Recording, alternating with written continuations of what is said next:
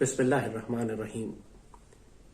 اللہ تعالیٰ نے سورہ واقعہ میں انسانوں کے 3 گروہ بتائے ہیں۔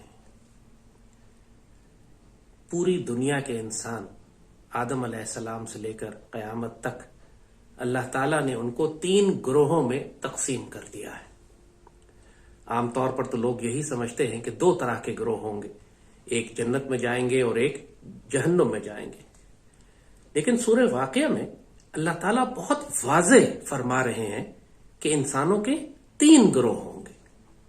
اس میں سے 2 گروہ ایسے ہوں گے جو جنت میں جائیں گے اور اللہ ان سے بہت راضی ہوگا، اور ایک گروہ ہوگا کہ جو جہنم میں جائے گا۔ اور جہنم والے گروہ میں اللہ قرآن میں دوسری جگہ پر فرماتا ہے کہ جہاں کفار اور مشرکین اور ظالمین اور وہ تمام لوگ جنہوں نے اللہ اس کے رسول سے بغاوت کی وہ ہوں گے، ان کے ساتھ ساتھ منافقین کا ذکر کیا ہے کہ وہ مشرکین اور کفار سے نچلے درجے پر ہوں گے۔ ان للہ و انا الیہ راجعون، ان تمام منافقین کے لیے۔ اور منافق اس کو کہتے ہیں کہ جو مسلمانوں کی صفوں میں موجود ہو، اپنے آپ کو مسلمان کہے، لیکن اس کا پورا وجود گواہی دیتا ہو کفر کے اوپر اور امت رسول صلی اللہ علیہ وآلہ وسلم سے خیانت کرتا ہو۔ سیدی رسول اللہ نے منافق کی بہت ساری پہچانیں بتائی ہیں، اور کچھ بڑی واضح جو آپ نے نشانیاں بیان فرمائی ہیں، وہ ایک کہ اگر بات کرے تو جھوٹ بولے، دوسری جو آپ نے فرمائی کہ جب وعدہ کرے تو وعدہ خلافی کرے، اور تیسری یہ کہ اگر اس کو امانت دی جائے تو امانت میں خیانت کرے، اور چوتھی آپ نے یہ بتائی کہ جب اس کو غصہ آئے تو وہ فحش گالیاں بکنا شروع ہو جائے۔ ان للہ و انا الیہ راجعون، اعوذ باللہ من الشیطان الرجیم۔ آج پورے پاکستانی معاشرے کو آپ دیکھیے کہ ہم میں سے کتنے لوگ ہیں کہ جو ان نفاق کی بیماریوں میں مبتلا ہیں، اور منافق الدرک اسفل من النار قرآن کے الفاظ ہیں، جہنم کے بدترین درجے میں منافق ہوگا۔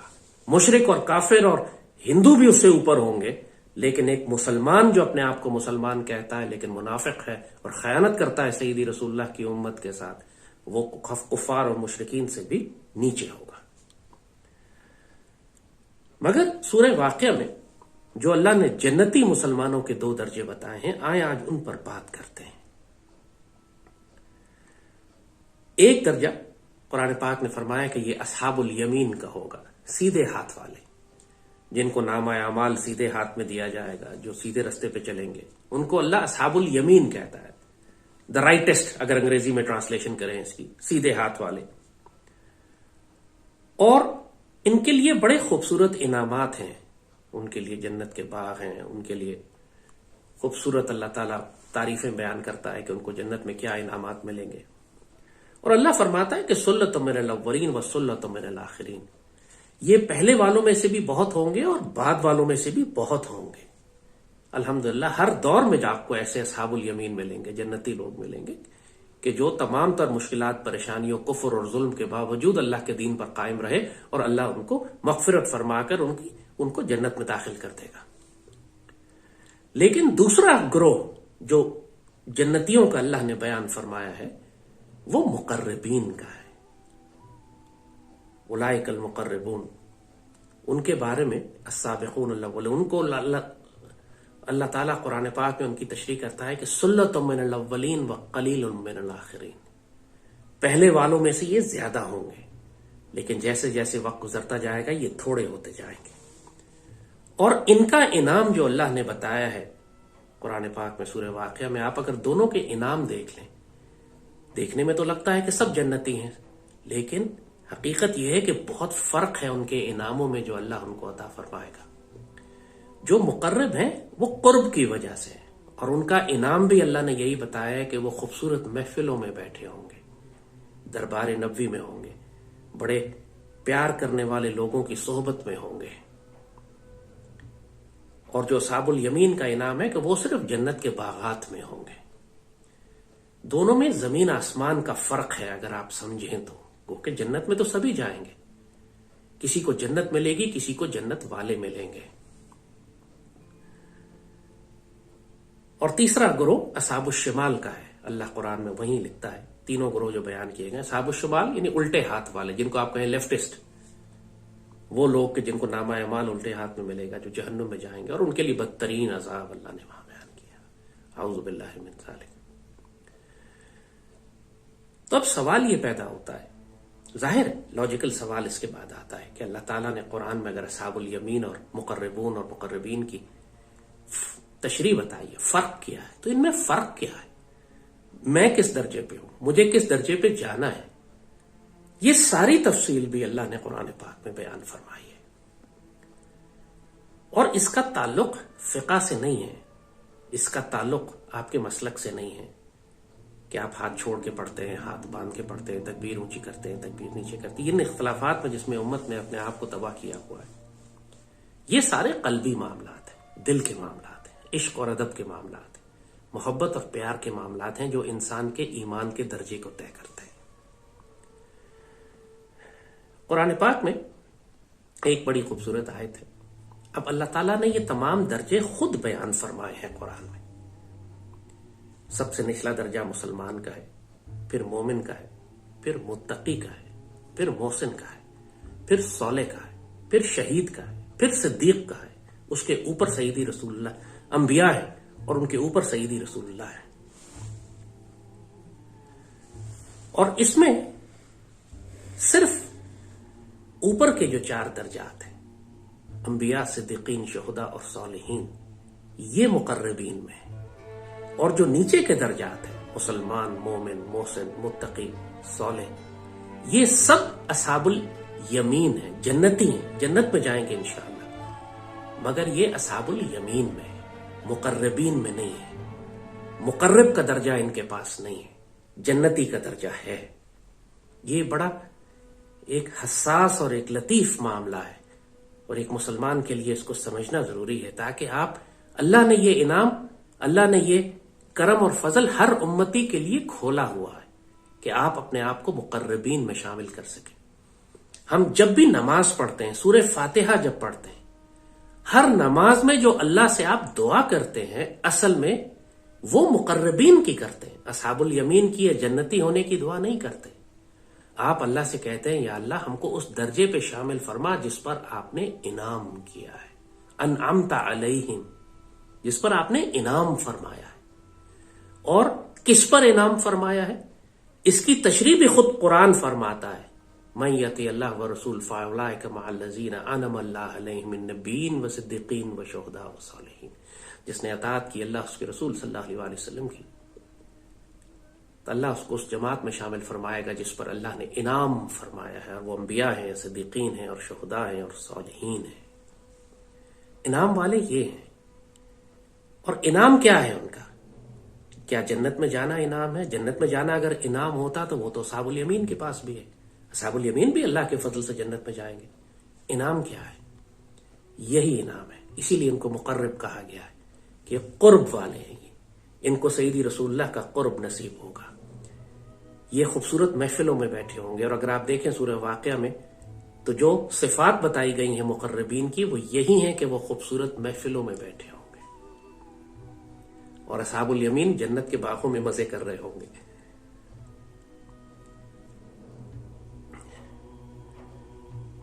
سیدی رسول اللہ کی ایک بڑی خوبصورت حدیث شریف ہے. آپ نے فرمایا کہ میری امت کے بہت سارے لوگ ایسے ہوں گے کہ جو نبی تو نہیں ہوں گے لیکن نبیوں کے ساتھ ہوں گے، ان کا درجہ نبیوں کے برابر ہوگا. یہ سیدی نے اتنا کرم فرما دیا اپنی امت پہ، ہر مسلمان کے لیے اس خوشبختی کے دروازے کھول دیے ہیں کہ اگر آپ وہ آداب پورے کرتے ہیں، اگر آپ وہ شرائط پوری کرتے ہیں، اگر آپ وہ عشق، محبت، ادب اور قربانی کے ان مراحل سے گزرتے ہیں، تزکیے کے اس مرحلے سے گزر جاتے ہیں، اپنے آپ کو سیدی پر فدا کر دیتے ہیں، فدا کو امی و ابی کا درجہ پار کرتے ہیں، تو پھر آپ اس درجے میں ہو سکتے ہیں جہاں پہ انبیاء، صدیقین، شہداء اور صالحین ہو. ایک اور حدیث شریف بہت پیاری ہے. سیدی فرماتے ہیں صحابہ سے کہ میں اپنے بھائیوں سے ملنے کے لیے بے چین ہوں. صحابہ بڑے حیران ہوتے ہیں، فرماتے سیدی ہم آپ کے بھائی نہیں ہیں؟ سیدی فرماتے ہیں نہیں، تم میرے صحابہ ہو، تم میرے کمپینینز ہو، تم میرے صحابی ہو، میرے بھائی وہ ہیں جو بہت بعد میں آئیں گے، انہوں نے مجھے دیکھا بھی نہیں ہوگا لیکن اپنا سب کچھ مجھ پہ قربان کریں گے، میری محبت اور عشق میں یاد کر کے مجھے رویا کریں گے، وہ میرے بھائی ہیں۔ اللہم صلی وسلم وبارک علی سیدنا محمد وعلی آلہ وصحبہ وسلم۔ صحابہ کرام بھی حیران ہو گئے۔ اب آپ مجھے بتائیے کہ سیدی نے جو عزت، جو فضیلت، جو کرم، جو فضل آنے والی امت پر فرما دیا ہے، لوگ یہ سمجھتے ہیں کہ ہمیں سیدی کا دور نہیں ملا، کاش ہم اس وقت ہوتے، لیکن سیدی نے اتنی خوشخبریاں اور بشارتیں عطا فرما دی ہیں کہ آنے والے دور کے مسلمانوں کو کہ جو سیدی سے ادب اور عشق کا معاملہ رکھتے ہیں، سیدی کے دین کے محافظ ہوتے ہیں، ان کو سیدی نے اپنا بھائی کہا ہے۔ یہ فرمایا ہے کہ وہ انبیاء کے ساتھ ہوں گے۔ اللہم صلی وسلم وبارک علی سیدنا محمد وعلی آلہ وصحبہ وسلم۔ اللہ اکبر وللہ الحمد۔ قرآن کی ایک بڑی خوبصورت آیت ہے کہ یہ لوگ کہتے ہیں کہ ہم ایمان لائے، ان سے کہیے کہ تم ایمان نہیں لائے، تم اسلام لائے، ایمان تو ابھی تمہارے دلوں میں داخل ہی نہیں ہوا۔ اتنی واضح حدیث شریف ہے کہ جو ایک مسلمان کو ایک مومن سے الگ کرتی ہے، یہ بتاتی ہے کہ اسلام لانا پہلا درجہ ہے، ایمان لانا، اپنے دل میں ایمان کو پختہ کرنا، یہ اس سے اوپر کا درجہ ہے۔ یہ مسلمان اور مومن کا فرق ہے۔ یہ لوگ کہتے ہیں ہم اسلام لائے، ہم ایمان لائے، ان سے کہیے آپ ایمان نہیں لائے، آپ اسلام لائے، ایمان ابھی آپ کے دلوں میں داخل نہیں ہوا۔ اور سیدی رسول اللہ سے جب پوچھا صحابہ کرام نے، خود قرآن نے اس کی تشریح فرمائی، سیدی نے اس کی تشریح فرمائی کہ ایمان ہم کیسے مکمل کریں اپنا، قرآن نے پھر اس میں جواب دیا، قل ان کنتم تحبون اللہ فاتبعونی یحببکم اللہ۔ اگر تم یہ دعویٰ کرتے ہو کہ تم اللہ سے محبت کرتے ہو، تم اگر یہ اصرار کرتے ہو کہ تمہارا ایمان مکمل ہو گیا ہے، تو سیدی رسول اللہ کی شدید ترین محبت کے ساتھ سیدی کی اتباع کرو، اللہ تم سے محبت کر لے گا۔ اسلام جب انسان لاتا ہے تو بالکل بنیادی سطح ہے، وہ داخل ہو گیا، کلمہ پڑھ لیا، لیکن ابھی اس نے دین پورا سیکھنا ہے، اس نے دین کے آداب سیکھنے ہیں، سیدی رسول اللہ کا ادب سیکھنا ہے۔ سیدی نے پھر اس کی تشریح فرمائی، فرمایا کہ تم میں کوئی شخص اس وقت تک مومن نہیں ہو سکتا جب تک میری ذات یعنی سیدی رسول اللہ کی ذات مبارک تمہاری جان، مال، اولاد، بچوں اور دنیا کے سارے جو تمہارے پاس اللہ نے سب کچھ دیا ہے اس سے زیادہ محبوب نہ ہو جائے۔ یہ مومن کی تشریح ہے، مومن کے ایمان مکمل ہونے کی تشریح ہے کہ کائنات میں جو کچھ اس کے پاس ہے، بیوی، بچے، جان، مال، ایمان، سب کچھ سیدی رسول اللہ پر قربان کر دے، سیدی سب سے زیادہ محبوب ہو اس کو۔ یہ ہے ایمان کی تشریح۔ قرآن کی ایک اور آیت ہے، یا ایھا الذین آمنوا آمنوا باللہ ورسولہ۔ کتنی حیران کن آیت ہے، اے لوگوں جو ایمان لائے ہو، ایمان لاؤ اللہ اور اس کے رسول پہ۔ ایمان والوں کو کہا جا رہا ہے ایمان لاؤ اللہ اس کے رسول پہ۔ مطلب یہی ہے کہ تم میں جو دعویٰ کرتے ہو کہ ہم ایمان لائے ہیں، اب ذرا اس کے تقاضے بھی پورے کرو۔ جس طرح پہلے والوں کو اللہ نے ٹوکا کہ تم کہتے ہو کہ ہم ایمان لائے، نہیں، تم ایمان نہیں لائے، تم اسلام لائے، ایمان تمہارے دلوں میں داخل بھی نہیں ہوا۔ یہاں پہ ایمان والوں کی تنبیہ کی جا رہی ہے کہ تم لوگ جو ایمان لانے کا دعویٰ کرتے ہو، اب ذرا اس دعوے کو سچا کر کے دکھاؤ۔ اب یہ دعوے کا سچا کرنا جو ہے، یہ ہے وہ مقام جہاں پہ انسان فداک امی و ابی کا درجہ پار کرتا ہے، سب کچھ آپ پہ قربان میرے سیدی یا رسول اللہ۔ وہ جب حکم ہوا کہ جہاد کے لیے سامان لے کر آؤ تو سب جس کی جو استطاعت تھی وہ لے کر آئے۔ سیدنا عمر بن خطاب گھر کا آدھا سامان لے کر آ گئے، اور سیدنا ابو بکر پورے گھر کا سامان لے کر آئے اور سیدی کی خدمت میں پیش کر دی۔ سیدی نے پوچھا، ابو بکر گھر میں پیچھے کیا چھوڑا ہے؟ وہ علامہ اقبال کا مشہور شعر ہے جس پورے واقعے کی تشریح کرتا ہے۔ فرمایا، صدیق نے فرمایا کہ صدیق کے لیے اللہ اس کا رسول بس۔ اللہم صلی وسلم وبارک علی سیدنا محمد۔ ایک صحابی تھے، ان کے پاس کچھ بھی نہیں تھا، بالکل مسکین تھے وہ۔ جب انہوں نے یہ سنا کہ سیدی نے فرمایا ہے کہ جو کچھ تمہارے پاس ہے وہ جہاد کے لیے لے کر آؤ، تو انہوں نے ساری رات ایک یہودی کے کھیت میں کام کیا، صبح ان کو اجر کے طور پر، اجرت کے طور پر تھوڑی سی مٹھی بھر کھجوریں ملی. آپ وہ کھجوریں لے کر آئے روتے ہوئے سیدی کے پاس کہ سیدی میرے پاس تو یہی سب کچھ ہے، میں نے آج ساری رات محنت کی اور یہ کمایا اور میں آپ کے لیے یہ لے کر آ کے. ایک مٹھی بھر کھجور جہاد کے مشن کے لیے کتنی ہوتی، مگر وہ جو جذبہ تھا، وہ جو ایثار تھا، وہ جو قربانی تھی، وہ جو اطاعت تھی، وہ جو سیدی سے محبت اور ادب تھا. سیدی نے وہ کھجوریں لی اور سارے سامان پر بکھیر دی اور فرمایا کہ تمام سامان سے زیادہ بھاری یہ مٹھی بھر کھجور ہے جو یہ مسکین لے کر آیا ہے. اللہ اکبر وللہ الحمد. اللہ نیتوں کو دیکھتا ہے، تعداد کو نہیں دیکھتا. اللہ خلوص کو دیکھتا ہے. اللہ محبت اور پیار اور ادب کو دیکھتا ہے. اب جس طرح بتایا کہ مسلمان، اس کے اوپر مومن، یہ دونوں تشریح خود قرآن نے جیسے آپ کو بھی بتائی، اللہ نے اس کو واضح کیا ہے کہ درجات کیسے ہیں. جب ایک دفعہ ایک شخص مومن ہو جاتا ہے، مکمل اس کا ایمان ہو جاتا ہے، سیدی رسول اللہ پہ اپنا سب کچھ قربان کرنے کے لیے تیار ہے، کرتا ہے، ایمان پر پہنچ گیا، قرآن کے مطابق مومن ہو گیا، اس کا قلب اللہ اس کے رسول صلی اللہ علیہ وآلہ وسلم سے راضی ہے، تو اللہ اب کہتا ہے اس سے اوپر جاؤ. قرآن کی خوبصورت آیت ہے، یا ایھا الذین آمنوا اتقوا اللہ. اے لوگو جو ایمان لائے ہو، اے لوگو جو مومن ہو، اب اللہ کا تقوی اختیار کرو. اللہ اکبر وللہ الحمد. اب ان کو حکم دیا جا رہا ہے کہ تقوی کا رستہ اختیار کرو. اور تقوی کا معیار یہ ہے کہ ایمان اب تمہارا مکمل ہو گیا ہے، تم اپنے دل میں سیدی رسول اللہ سے محبت کرتے ہو، لیکن اب وہ زندگی کا مشکل مرحلہ آ رہا ہے جہاں تم کو عمل کر کے دکھانا ہے، جہاں تمہیں آزمائشوں میں ڈالا جائے گا، جہاں تمہیں گناہ کی دعوت دی جائے گی اور تم نے رکنا ہے، جہاں تمہیں حرام کھانے کے لیے موقع دیے جائیں گے اور وہاں تم نے اپنے آپ کو روک کر رکھنا ہے. اب تمہاری آزمائش شروع ہو رہی ہے. متقی آزمائش میں، تقوی کے لیے امتحان سے گزرنا پڑتا ہے. تقوی کے لیے انسان کو پوری دنیا کے اندر رہتے ہوئے اپنے آپ کو پاکیزہ رکھنا ہوتا ہے. اب یہاں تصادم ہے، یہاں آزمائش ہے، یہاں شیطان چھیڑے گا، تنگ کرے گا، گمراہ کرے گا، آپ کو لالچ دے گا. قرآن کہتا ہے یہ بات کہ انسانوں کے لیے حب الدنیا جو ہے، دنیا کی محبت، اس میں گھوڑے، اس میں عورتیں، اس میں مال و دولت، اس میں عہدے، یہ سب چیزیں انسان کے لیے بڑی حب و شہوت، انسان کی شہوت کو، انسان کی لالچ کو بڑا بھڑکاتی ہیں. یہ یہاں پر اپنے آپ کو روک کے رکھنا، یہاں پر اپنے آپ کو حرام سے بچانا، چاہے حرام مال ہو، چاہے حرام کام ہو، چاہے حرام محفل ہو، چاہے حرام عہدہ ہو، چاہے حرام دولت ہو، چاہے حرام پلاٹ ہو، چاہے حرام زمین، ہر حرام لقمہ، اب حرام سے بچانا ہے آپ نے اپنے آپ کو. یہ وہ تقویٰ تھا کہ جو ہمارے بزرگ اس کے اوپر اتنی شدت سے عمل کرتے تھے.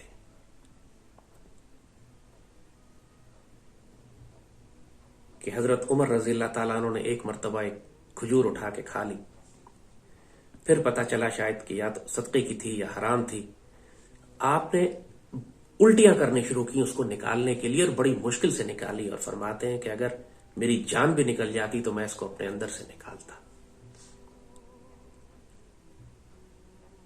اتنا بھی شک، ایک لقمہ اندر نہ جائے جس میں ذرا سا بھی شک ہے. ساری زندگی صحابہ کرام کی اسی طرح گزری ہے. تقوی کا ایسا معیار کہ انسان کا وجود کانپ جائے کہ یا ربی. اور صرف یہ صحابہ پہ نہیں، ساری امت ایسی ہمیشہ ہی ایسے کرتی آئی. ایک مسلمان تاجر، اس زمانے میں واقعہ ہے کہ شام سے، مدینے سے نکلے، شام پہنچے، شام سے تجارت کی، واپس مدینے پہنچے، کئی مہینوں، ہفتوں کا، مہینوں کا سفر. جب پہنچے تو واپس مدینہ پہنچے تو جب دیکھا تو سامان میں ایک قلم نکل آیا تھا، ایک ایسے تاجر کا جو شام میں انہوں نے اس تاجر سے قلم لیا تھا لکھنے کے لیے، اور وہ غلطی سے قلم ان کے ساتھ آ گیا. خوف سے کانپ گئے کہ بغیر اجازت اس کا قلم میں لے کر آ گیا ہوں. اپنے گھر والوں سے کہا سامان رکھو، میں جاتا ہوں. واپس سفر کر کے شام پہنچے، وہ قلم اس کو واپس کیا، معذرت کی، اور واپس آئے کہ میں یہ نہیں چاہتا کہ آخرت میں میرے اوپر ایک قلم کا، ناجائز قلم ضبط کرنے کا بوجھ بھی میرے اوپر ہو. یہ معیار تھا، جس کو تقویٰ کہتے ہیں. یہ تقویٰ ہے. ہمارے تمام بزرگ تاریخ اسلام میں دیکھ لیں، جب کسی شخص کو قرض دیتے تھے تو اس کے گھر سے تحفہ قبول نہیں کرتے تھے کہ کہیں یہ سود میں شامل نہ ہو جائے. اس کے گھر کی دیوار کے سائے میں نہیں کھڑے ہوتے تھے کہ ہم اس کا سایہ استعمال کرتے ہیں کہیں یہ سود میں شامل نہ ہو جائے.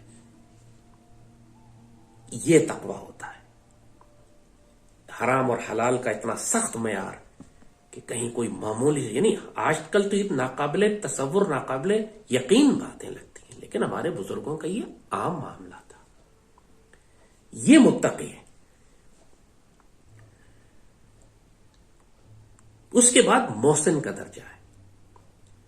محسن اس کو کہتے ہیں کہ جو اللہ کی مخلوق پر احسان کرنے والا بن جائے، دینے والا بن جائے. تقوی کی حد تک وہ صرف اپنی ذات تک گناہوں سے بچنے کی کوشش کر رہا ہے. لیکن محسن کا انداز یہ ہوتا ہے کہ وہ دینے والا ہوتا ہے، اللہ کی مخلوق پر احسان کرنے والا ہوتا ہے، اس لیے اس کو محسن کہتے ہیں. حضرت امام حسین کے حوالے سے ایک بڑا خوبصورت واقعہ ہے. قرآن کی ایک آیت ہے، اللہ کے محسن بندوں کی، اللہ کے بندوں کی نشانی قرآن نے بتائی ہے. کاظمین الغیظ عافین الناس واللہ یحب المحسنین. یہ اپنے غصے پر قابو رکھتے ہیں، لوگوں کو معاف کرتے ہیں، اور اللہ احسان کرنے والوں کو پسند کرتا ہے، محبت کرتا ہے. تو حضرت امام حسین کے حوالے سے ایک خوبصورت واقعہ ہے کہ آپ ایک دن گھر میں بیٹھے ہوئے تھے، کھانے کا وقت تھا، تو آپ کی ایک ملازمہ شوربہ لے کر آئی، تو اس کا پاؤں پھسلا تو شوربہ سیدنا امام حسین کے اوپر گر گیا. گرم گرم شوربہ ظاہر گرا تو آپ کو ذرا جلال آیا. اب وہ بھی اسی گھر کی تربیت یافتہ ملازمہ تھی. فوراً اس نے قرآن کی یہ آیت پڑھنا شروع کر دی، الکاظمین الغیظ، اللہ کے بندے اپنے غصے پر قابو رکھتے ہیں. سیدنا حسین خاموش ہو گئے. بالکل آپ نے بالکل اپنے غصے کا، جیسی آیت سنی آپ نے اپنے غصے پر قابو کر لیا. اب وہ بھی سمجھدار ملازمہ تھی، فوراً اس نے آیت کا اگلا حصہ پڑھا، عافین عن الناس، لوگوں کو معاف کرتے ہیں. سیدنا حسین نے فرمایا جا، میں نے تجھے معاف کیا. اب اس نے موقع دیکھا تو فوراً آیت کا تیسرا حصہ بھی پڑھ دیا، واللہ یحب المحسنین، اللہ احسان کرنے والوں سے محبت کرتا ہے. سیدنا حسین فرماتے ہیں جا، میں نے تجھے اللہ واسطے آزاد کر دیا. اللہم صلی وسلم وبارک علی سیدنا محمد وعلی آلہ وصحبہ وسلم. یہ ہے لوگوں پر احسان کرنا. آج کے معاشرے میں مجھے بتائیں، آپ کو کتنے لوگ ملیں گے جو کاظمین الغیظ ہیں، عافین عن الناس ہیں، اور واللہ یحب المحسنین پر پورے اترتے ہیں. آج کل تو انتقام ہے، غصہ ہے، میں کیسے معاف کر دوں، میں کیسے چھوڑ دوں، میں تو بدلہ لوں گا، میں تو چھوڑوں گا نہیں. اور اللہ مومنین کی صفات کیا بتا رہا ہے، محسنین کی صفات کیا بتا رہا ہے؟ کاظمین الغیظ، غصے پر قابو کرنے والے ہیں، عافین عن الناس، لوگوں کو معاف کرنے والے ہیں، عام لوگوں کو، غیروں کو معاف کرنے والے ہیں. ہم تو اپنے لوگوں تو آج کل اپنے پیاروں کو، ماں باپ کو معاف نہیں کرتے. اور واللہ یحب المحسنین، اللہ احسان کرنے والوں کو پسند کرتا ہے. اور یہ ہر معمولی بات کا انتقام لینے کی بات کرتے ہیں. آپ خود سوچیں، اب آپ کو اندازہ ہوگا کہ کیوں محسن اتنا اعلیٰ مقام ہے اللہ کے دربار میں. لیکن جو درجات اللہ نے قرآن میں جس طرح بتایا آپ کو کہ مسلمان محسن، مسلمان مومن متقی محسن، لیکن اس کے اوپر جو 4 درجات ہیں، انبیاء سب سے اوپر ہیں، پھر صدیقین ہیں، پھر شہداء ہیں، پھر صالحین ہیں. اب صالحین کا درجہ یہاں سے شروع ہوتا ہے. اور صالحین وہ ہیں کہ جو اب آپ درجہ انعام کی پہلی سیڑھی پر چڑھ گئے. مقربین کا جو پہلا درجہ ہے، مقربین میں بھی درجات ہیں. مقربین میں ظاہر ہے انبیاء کا الگ مقام ہے، صدیقین اور شہداء اور صالحین، اور صالحین جو ہیں اب یہ مقربین کے درجے میں آپ شامل ہو شروع ہو گئے. اس سے پہلے جتنے بھی تھے نیچے درجات وہ اصحاب الیمین کے تھے، جنتی، نیک لوگ، اچھے لوگ، جنت میں جانے والے، لیکن درجہ انعام نہیں ہے. صالحین اس کو کہتے ہیں کہ جو اپنا سب کام، جو اپنی پوری زندگی کا ہر عمل، باقی نیچے کے سارے کام تو وہ کرتے ہی ہیں، وہ متقی بھی ہوتے ہیں، مومن بھی ہوتے ہیں، وہ احسان کرنے والے بھی ہوتے ہیں، ایمان لانے والے بھی ہوتے ہیں، سب شہیدی رسول اللہ پہ، مگر وہ جو کچھ بھی کرتے ہیں صالحین، ان کی نیت صرف اللہ کی رضا ہوتی ہے، اللہ کی طلب ہوتی ہے، اللہ تعالیٰ کے وہ طالب ہوتے ہیں. وہ جنت کی لالچ میں کام نہیں کرتے، وہ اس لیے عمل نہیں کرتے کہ ہم کو جنت کے باغ ملیں گے، وہ اس لیے عمل کرتے ہیں کہ ہم کو جنت والے ملیں گے. قرآن ان کی تشریح بتاتا ہے، یریدون وجہ اللہ، یہ وہ لوگ ہیں جو اللہ کا چہرہ چاہتے ہیں، اللہ کو دیکھنا چاہتے ہیں، اللہ کی زیارت چاہتے ہیں، یعنی وہ سیدی رسول اللہ کی زیارت چاہتے ہیں، وہ سیدی رسول اللہ کی قربت اور صحبت چاہتے ہیں۔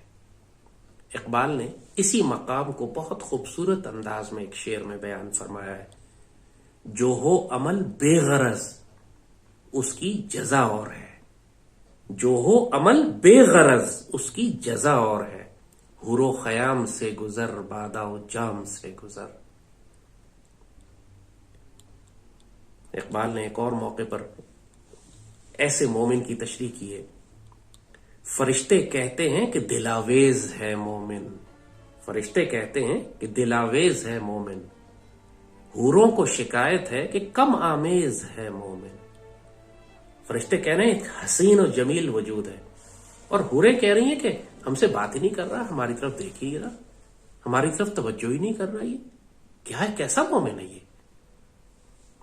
یہی کمال ہے کہ جو ہو عمل بے غرض اس کی جزا اور ہے۔ اس نے حوروں کے لیے عمل کیا ہی نہیں ہوتا، اس نے باغوں اور نہروں کے لیے کام نہیں کیا ہوتا، وہ تو اللہ تعالیٰ اپنے کرم سے ہر ایک کے پاس اللہ کا وہ مہمان خانہ ہے، جس کو چاہے ہر ایک کو اس میں وہیں ٹھہرائے گا وہ۔ یہ ایسی مثال ہے کہ جیسے آپ کے گھر میں کوئی مہمان آئے اور آ کے یہ کہے آپ کو کہ میں آپ کے گھر میں آپ سے ملنے آیا ہوں، آپ کی محبت میں آیا ہوں، اور کوئی اور آ کے آپ سے یہ کہے کہ میں صرف آپ سے ملنے نہیں آیا، میں تو آپ کے گھر کا آرام، اس کے کھانے پینے اور اس کے سکون اور اس کی خوبصورتی کو اس سے لطف لینے آیا ہوں۔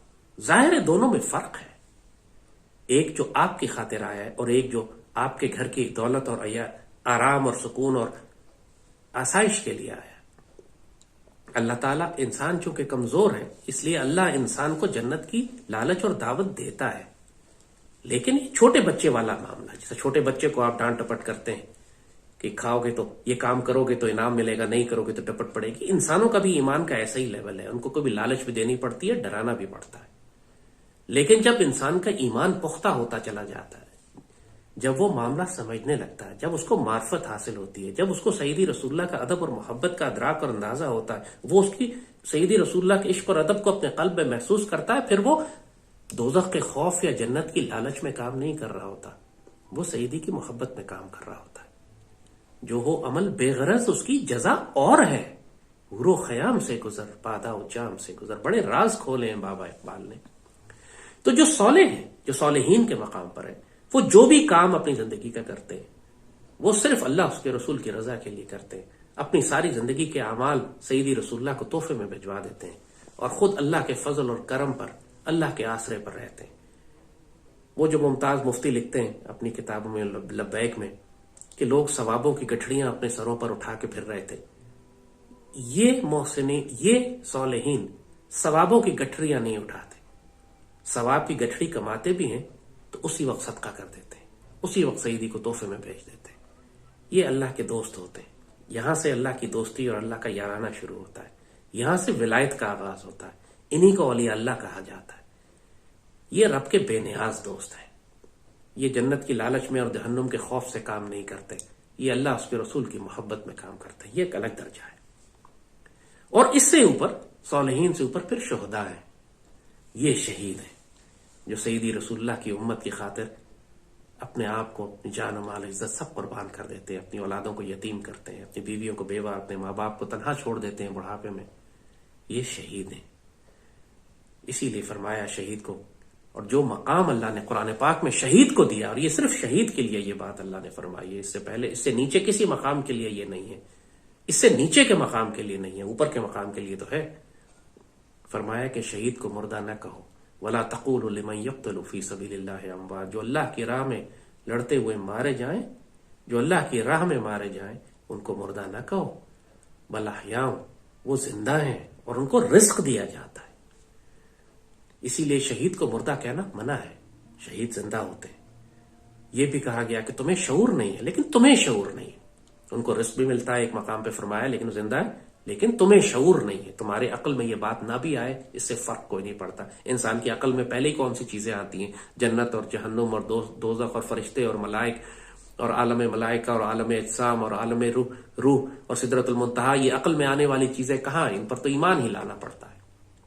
یہاں بھی اللہ نے یہ فرمایا وَلَٰكِن لَا تَشْعُرُونَ، ان کو وہ زندہ ہیں، ان کو رزق دیا جاتا ہے لیکن تمہیں شعور نہیں ہے، لہذا جب سمجھ میں نہیں آیا تو پریشان مت ہو، لیکن جب ہم اللہ فرما رہا ہے کہ وہ زندہ ہے ان کو رزق دیا جاتا ہے۔ اور شہداء کے معاملے جو ہیں وہ بڑے پراسرار ہیں، بہت پراسرار معاملے ہیں، کیونکہ انسان تو معمولی سے خوابوں کو نہیں سمجھ سکتا کہ یہ خواب کس دنیا سے آتے ہیں، یہ کون سی دنیا جب انسان کو سچے خواب آ رہے ہوتے ہیں، جہاں سے انسان کو نصیحت آ رہی ہوتی ہے، وہ کون سا نظام ہے روحانی دنیا کا کہ جو ہر انسان کو ایک اس طرح کی روحانی انٹیلیجنس دیتا ہے۔ انسانوں کو تو اتنا بھی سمجھ میں نہیں آتا، تو وہ شہداء کے مقام کو کیسے جانے گا کہ شہید آج دنیا میں کیسے کام کرتے ہیں، ان کی کیا ڈیوٹی ہے۔ اس کا اشارہ فرمایا ہے سیدی رسول اللہ نے کہ تمام لوگ جو جنت میں جائیں گے وہ جنت میں ہی رہنا چاہیں گے سوائے شہید کے۔ وہ ضد کرے گا کہ مجھے دوبارہ دنیا میں بھیجے کہ میں اللہ کی راہ میں ڈیوٹی کروں اور پھر شہید ہوں اور پھر جنت میں آؤں اور پھر واپس جاؤں اور پھر شہید ہوں اور پھر واپس جاؤں، پھر سوائے شہید کے کوئی یہ خواہش نہیں کرے گا۔ اور کیا شہداء کی ڈیوٹیاں لگتی ہیں دنیا میں؟ یہ بھی ایک راز ہے روحانی دنیا کا کہ جو بڑے بڑے جن لوگوں نے اس مقام پر جا کے مشاہدات کیے ہیں اور دیکھا ہے معاملات کو، وہ جانتے ہیں کیسے ہوتا ہے۔ ممتاز مفتی کی کتاب میں کتنا 65 کی جنگ کے کتنے خوبصورت واقعات یہ وہ ہیں جو بیان کر دیے گئے، یہ باتیں بیان نہیں کی جاتی عام طور پر۔ 65 کی جنگ کا واقعہ کہ جب جنگ شروع ہوئی، پاکستان پر حملہ کیا بھارت نے، تو مسجد نبوی میں کسی نے بزرگ نے خواب دیکھا کہ سیدی رسول اللہ اپنے صحابہ اصحاب بدر کے ساتھ گھوڑوں پہ سوار پاکستان کی جانب جا رہے ہیں، فرما رہے ہیں کہ پاکستان پر حملہ ہوا ہے، ہم نے پاکستان کی حفاظت کرنی ہے۔ ممتاز مفتی نے یہ کتاب میں لکھا ہے نا، کسی کو شکایت ہے تو ان سے جھگڑا کرے جا کے، اور اس طرح کی ہزاروں باتیں ہیں، ایک نہیں۔ یہ روحانی دنیا کے راز ہے کہ شہداء کس طرح ڈیوٹیاں کرتے ہیں۔ یہ شہیدوں کا مقام ہے، اور شہید کا جو درجہ ہے پوری امت میں وہ اسی لیے بہت بلند ہے۔ ایک عام گناہگار آدمی بھی اگر سیدی رسول اللہ کی امت کی حفاظت میں اپنی جان قربان کر دے تو وہ سارے درجے پھلانگ کر شہداء کے مقام پر آ جاتا ہے کہ جو اعلیٰ ترین درجات میں سے، جس کو اللہ کہتا ہے ان کو مردہ نہ کہو، وہ مردہ نہیں، وہ زندہ ہیں، اللہ ان کو رزق دیتا ہے لیکن تمہیں شعور نہیں ہے، اور وہ ڈیوٹی کرتے ہیں۔ میں اپنا ذاتی آپ کو ایک تجربہ یہاں پہ ایک ذاتی مشاہدہ میں آپ کو سناتا ہوں۔ میرا ایک بہت پیارا دوست تھا، ماشاءاللہ شہید ہو گیا، بریگیڈیئر ظہور ہیلی کاپٹر کریش میں شہید ہوئے۔ تو کچھ دنوں کے بعد میں نے ان کو خواب میں دیکھا، بریگیڈیئر ظہور خواب میں، اور وہ ملائکہ کے ساتھ تھے، ابھی تک پاکستان آرمی کے یونیفارم میں ہی تھے، ملائکہ کے ساتھ، اور آئے اور خواب میں میری ملاقات ہوئی ان سے، اور میں نے ان سے پوچھا ظہور آپ کیسے، آپ تو شہید ہو گئے تھے؟ تو وہ خواب میں مجھے جواب دیتے ہیں کہ ہاں اللہ نے آگے بہت خوبصورت انعام دیا ہے، لیکن میری ڈیوٹی لگائی گئی ہے، میں ڈیوٹی پر واپس آیا ہوں۔ اب آپ یہ کہہ سکتے ہیں کہ یہ صرف میرا خواب ہے، میری خوش فہمی ہے، میری اچھی خواہش ہے اپنے دوست کے لیے، تو شاید میں نے اس لیے دیکھ لیا۔ مگر سیدی رسول اللہ نے یہ بھی تو فرمایا ہے کہ سچے خواب یا اللہ تعالیٰ خوابوں کے ذریعے اپنے مومن بندوں کو خوشخبریاں اور بشارتیں عطا فرماتا ہے، اور اگر یہ ایک میرے اکیلے کا خواب ہوتا تو میں کہتا شاید، لیکن یہ باتیں ہزاروں کی تعداد میں تواتر سے پوری ملت اسلامیہ کی تاریخ میں یہ لکھی جاتی ہے۔ شہیدوں کا ایک الگ مقام ہے، وہ زندہ ہیں، انہیں رزق دیا جاتا ہے، اللہ تعالیٰ ان سے کیا کام لیتا ہے، بار بار خواہش کرتے ہیں کہ میں دنیا میں بھیجا جائے ڈیوٹی کے لیے، بالکل سیدی رسول اللہ کی اس حدیث شریف کے مطابق کہ وہ ضد کرتا ہے کہ مجھے بھیجا جائے دوبارہ۔ تو جتنے بھی گناہگار مسلمان ہیں ان کے لیے یہ شارٹ کٹ ہے، نیت کر لیں غزوہ ہند کی، نیت کر لیں کہ ہم سیدی رسول اللہ کی امت کی حفاظت کریں گے، یا نیت کر لیں کہ ہم جتنے بھی گناہگار ہوں پاک فوج کے لیے اور پاکستان کی مسلح افواج کے لیے، پاکستان سے پیار کرنے والوں کے لیے اللہ تعالیٰ نے اتنا آسان سودا رکھا ہے، صرف نیت کر لیں کہ ہم سیدی رسول اللہ کی امت کی حفاظت کریں گے، گناہگار ہم جتنے بھی ہوں۔ سیدی نے فرمایا کہ جس آنکھ نے مسلمان ریاست کی اور مسلمانوں کی حفاظت کے لیے ایک رات جاگ کر گزاری، اللہ اس آنکھ پر جہنم کی آگ حرام کر دیتا ہے۔ اب مجھے بتاؤ کہ جس پاک فوج کو تم گالیاں دیتے ہو، جن کو تم کہتے ہو گناہگار ہے، یقیناً ہوں گے گناہگار، ہمارے جیسے بندے بشر ہیں، سارے سب گناہگار ہوتے ہیں، لیکن جو سیدی رسول اللہ کی امت کی حفاظت کے لیے ساری ساری رات سرحدوں پہ دشمنوں کے سامنے گولیوں کی بوچھاڑ میں، مائن فیلڈز میں، توپوں گولوں بارود کے، جہاں جسم کے کچڑے بھی اڑ جائیں تو پتہ نہ چلے، اس طرح خطرات میں جو ساری ساری رات جا کے سیدی رسول اللہ کی امت اور پاکستان کی حفاظت کرتا ہے، کیا وہ سیدی رسول اللہ کی حدیث شریف کے مطابق جنتی نہیں ہے؟ کیا اللہ ان کے گناہوں کو معاف نہیں کر سکتا؟ تم کون ہوتے ہو اللہ کے حساب کرنے والے اور اللہ کے رزق تقسیم کرنے والے؟ جب سیدی نے بشارت دے دی کہ جس نے میری امت کی حفاظت کے لیے ایک رات جاگ کر گزاری، اللہ نے اس آنکھ پر جہنم کی آگ حرام کر دی۔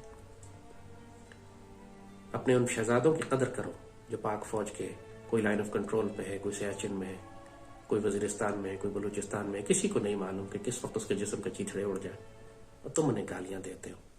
مگر سیدی رسول اللہ نے جب پاکستان کی حفاظت کے لیے غزوہ بدر کے مجاہدین کے ساتھ وہ روحانی کرم فرمایا تو یہی پاک فوج تھی، یہی پاکستان تھا، یہی گناہگار لوگ تھے۔ یہ پاکستان قیمتی ہے، اس کی حفاظت اللہ اس کے رسول صلی اللہ علیہ وسلم فرماتے ہیں۔ روحانی دنیا میں بڑا مقام ہے پاکستان کا اور پاک فوج کا۔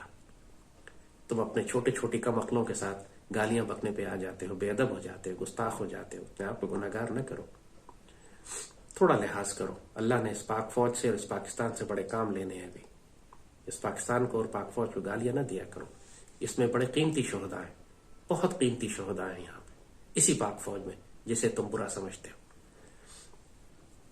اب شہداء کے اوپر صدیقین کا مقام ہے، اور صدیقین وہ ہوتے ہیں جو سیدی رسول اللہ کی محبت ادب میں وہ مقام حاصل کر لیتے ہیں کہ شہداء سے بھی بلند ہو جاتے ہیں۔ ان کی ساری زندگی گواہی ہوتی ہے، وہ صادق کی تصدیق کرتے ہیں، اس لیے صدیق ہوتے ہیں۔ سیدی رسول اللہ صادق اور امین ہے نا، ان کی تصدیق کرنے والے صدیق ہوتے ہیں۔ اور تصدیق اس طرح کہ پوری جان و مال زندگی ان کی اس بات کی گواہی دیتی ہے کہ سیدی رسول اللہ صادق ہے۔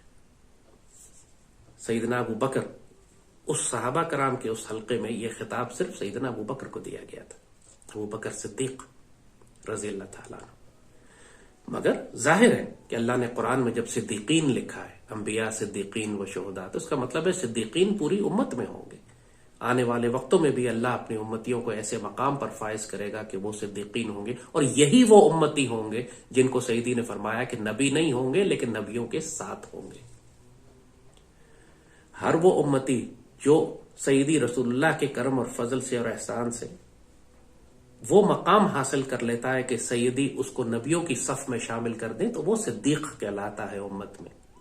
اور آنے والے وقتوں میں جیسے قرآن نے کہا صدیقین بہت ہوں گے، لیکن سلۃ من الاولین وقلیل من الاخرین، پہلے والوں میں سے بہت ہوں گے اور بعد والوں میں سے تھوڑے ہوتے جائیں گے۔ اور صدیقین کے اوپر پھر انبیاء کا مقام ہے۔ صدیقین سیدی رسول اللہ کی امت کے وہ اولیاء اللہ ہیں کہ جو نبیوں کے ساتھ ہوں گے، لیکن نبیوں کا الگ مقام ہے، ظاہر بلند مقام ہے۔ آدم علیہ السلام سے لے کر سیدنا عیسیٰ علیہ السلام تک جو نبی ہیں، جن کو اللہ سیدی رسول اللہ نے اپنا بھائی کہا ہے، اور اس کے بعد سیدی رسول اللہ نے اپنا بھائی ان امتیوں کو کہا ہے، اپنی امت کے ان مسلمانوں کو کہا ہے کہ جو بعد میں آئیں گے، جنہوں نے سیدی کی زیارت بھی نہیں کی ہوگی ظاہری طور پر، لیکن ادب اور عشق کے معاملے میں سیدی کو یاد کر کے ایسے روتے ہوں گے اور سیدی کے دین کی حفاظت میں ایسے قربان کرتے ہوں گے اپنے آپ کو کہ سیدی نے ان کو اپنا بھائی قرار دیا۔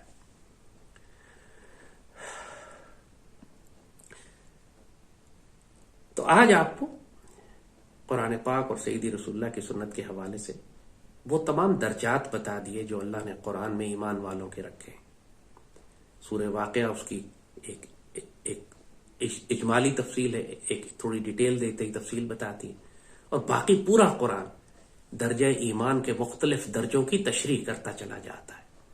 اور یہ فیض، یہ کرم، یہ فضل پوری امت پہ سیدی رسول اللہ نے کھولا ہوا ہے۔ انسان جس پر سیدی نظر فرما دے، جس کے نصیب بدل جائے، جو خوشبخت ہو جائے، جو دعا کما لے، وہ ماشاءاللہ گناہگار، ایک رات گناہگار ہوگا اور اگلی رات وہ اللہ کے ولیوں میں شامل ہو سکتا ہے۔ کوئی ادا اللہ کو پسند آ جائے گی، اس کو معاف کر دے۔ بہت بڑے بڑے ولیوں کی داستانیں اگر آپ پڑھیں تو آپ حیران ہو جاتے ہیں۔ ایک بزرگ تھے جو ڈاکو تھے، ڈاکے ڈالا کرتے تھے، شرابی تھے، شراب پیتے تھے، گناہگار تھے، دنیا کے ایسے گناہ کر کے کوئی شخص ان کو دیکھ لے تو یقین نہ کرے کہ اس سے زیادہ ناپاک بھی کوئی شخص ہو سکتا ہے۔ ایک دن شراب کے نشے میں جا رہے تھے تو زمین پر ان کو ایک کاغذ کا ٹکڑا پڑا نظر آیا جس پر اللہ کا نام لکھا ہوا تھا۔ آپ نے اس ٹکڑے کو اٹھایا اور کہا، یا اللہ، تیرا نام زمین پر کیسی بے ادبی ہے، اس کو پیار کیا، اس کو خوشبو لگائی اور اس کو اپنی پگڑی میں رکھ لیا اور کہا کہ اللہ کے نام کا احترام۔ اس رات ان کے پاس ان کے جاننے والے محلے میں کسی بزرگ نے خواب میں دیکھا،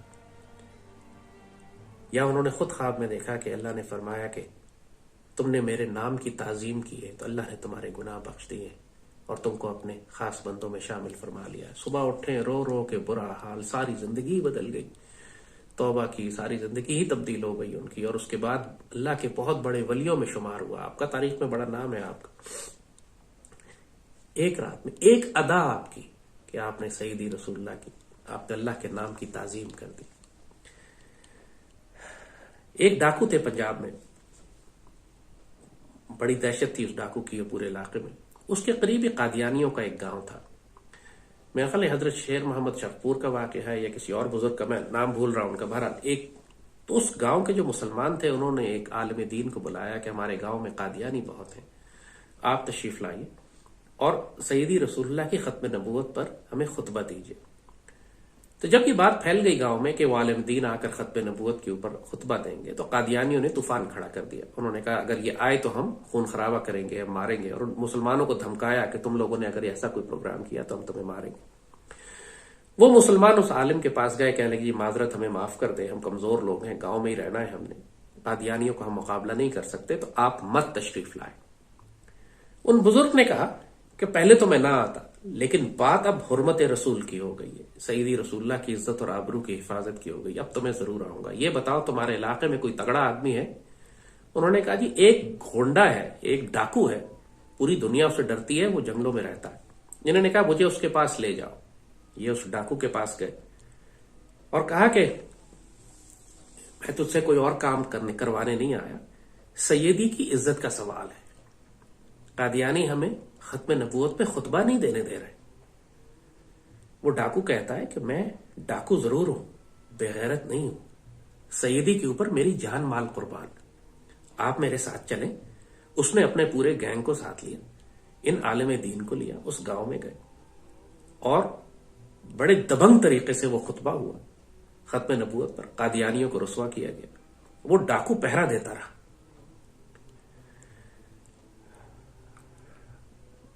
اور وہ خطبہ ختم ہوا اور اس نے پورے گاؤں میں اعلان کرا دیا کہ اگر قادیانیوں نے مسلمانوں کو تکلیف دی تو یہ پورے گینگ کے ساتھ آ کر سارے قادیانیوں کو تہس نہس کر دے گا۔ اس کے تھوڑے دنوں کے بعد اس ڈاکو کو خواب میں سیدی رسول اللہ کی زیارت ہوئی، یا اس کے دل میں یہ کیفیت ہوئی، واقعہ تاریخ میں بڑا تفصیلی ہے، اس کی زندگی بدل گئی کہ تم نے سیدی رسول اللہ کی حرمت کے لیے اپنے پوری قوت جان مال استعمال کی، اللہ اس کے رسول تم سے راضی ہے۔ اس نے اپنی ایسی توبہ کی، اس کے بعد ساری زندگی ایک درویشی کی زندگی گزاری اور اس کو اللہ نے معاف کر دیا، غلطیاں کوتاہیاں درگزر معاف، سب کچھ۔ یہی بات آپ کو بتانے کا مقصد ہے۔ کوئی ایک ادا ہوتی ہے کہ جس وقت امت رسول کو ضرورت ہو، سیدی کو ضرورت ہو، سیدی کی حرمت کا معاملہ ہو، پاکستان کی حفاظت کی بات ہو، کوئی ایک ادا، اس بات کو نہ دیکھو کہ آدمی کتنا گناہ گار ہے، کوئی ایک ادا اس کو شہید کے رتبے پہ فائز کرا دے گی، محسن کے رتبے تک لے جائے گی، مومن اور متقی تک پہنچا دے گی۔ لیکن زندگی گزارنے کا ایک پورا ادب ہے، ایک پورا طریقہ ہے جو قرآن نے بتایا ہے سیدی رسول اللہ کی سنت کے مطابق۔ آج یہ سب تفصیل آپ کو بتا دی، اب خود اپنا احتساب کرو کہ تم کس مقام پر ہو، اور یہ انسان اوپر نیچے ہوتا رہتا ہے، کوئی انسان کسی ایک مقام پر ہمیشہ قائم نہیں رہتا، کبھی اوپر جاتا ہے، کبھی نیچے جاتا ہے، کبھی شیطان کا وسوسہ اس کو تنگ کرتا ہے، پھر وہ توبہ استغفار کرتا ہے، پھر وہ واپس جاتا ہے۔ قرآن نے تفصیل سے بتایا وہی سب کچھ۔ اگر شیطان کا وسوسہ آتا بھی ہے تو اللہ کو پسند ہے یہ بات کہ جو گناہ کرے اور توبہ کرے اور گناہ کرے اور توبہ کرے اور گناہ کرے اور توبہ کرے۔ سیدی نے فرمایا کہ اگر تم لوگ توبہ استغفار نہیں کرو گے، اگر تم لوگ گناہ نہیں کرو گے تو اللہ تم کو ختم کر دے گا، ایسی قوم کو لے کر آئے گا جو گناہ کرے گی اور استغفار کرے گی، گناہ کرے گی اور استغفار کرے گی۔ اللہ کو استغفار کرنے والے بہت پسند ہیں۔ انسانوں سے گناہ ہوگا، انسان کمزور پیدا کیا گیا ہے۔ تو آج آپ کو وہ سارے درجات بتا دیے۔ ہر نماز میں آپ دعا کرتے ہیں، اب ذرا سوچ کے علم شریف پڑھا کریں۔ ہر نماز میں آپ دعا کرتے ہیں کہ یا اللہ ہم کو انبیاء صدیقین شہداء اور صالحین میں شامل کرنا۔ آپ یہ دعا نہیں کرتے کہ یا اللہ مجھے مسلمان مومن متقی اور محسن لوگوں میں شامل کرنا، مجھے اصحاب الیمین میں شامل کرنا، نہیں، آپ حقیقت میں دعا کرتے ہیں کہ مالک مجھے مقربین میں شامل کر۔ دعا تو کرو، طلب تو کرو اللہ سے۔ وہ تو چھوٹا بچہ بھی جب تک روئے نہیں تو ماں اس کو دودھ نہیں پلاتی، رونا پڑتا ہے۔ اللہ کے آگے تھوڑا سا رو تو صحیح، طلب تو کرو کہ یا اللہ میں گناہگار ہوں لیکن مجھے انبیاء صدیقین شہداء اور صالحین میں شامل فرما دے۔ اللہ موقع دے گا تمہیں۔